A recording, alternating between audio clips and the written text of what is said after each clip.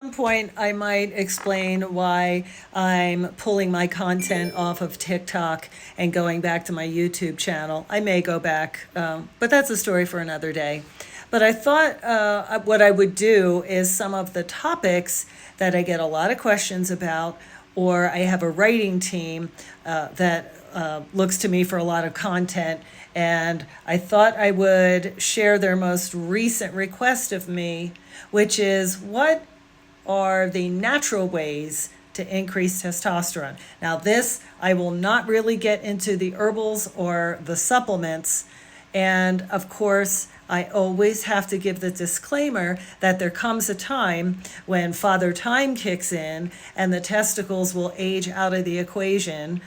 Menopause, andropause, however you want to describe it, where sometimes all you have left is to replenish the losses with testosterone.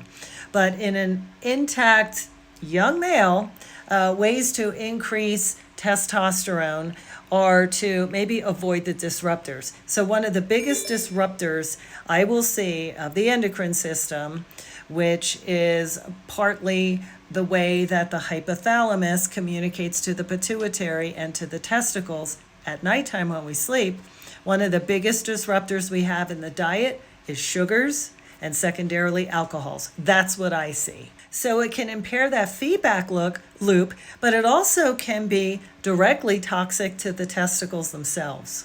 And then on top of it, those sugars and alcohols can raise insulin.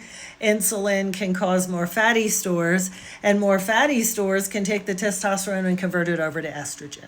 Keep the medications limited because, again, it can impair that exact feedback loop, especially the opioids. Back to those fatty stores. If we have a lot of fatty stores, we have a home for that conversion, for testosterone to convert to estrogen.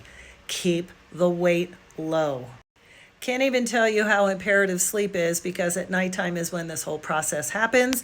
So if you suspect sleep apnea, get it checked, get some good sleep hygiene, and prioritize sleep. Sometimes toxins are not in the form of bad food. Sometimes they are literally toxins, plastics, phthalates, xenoestrogens.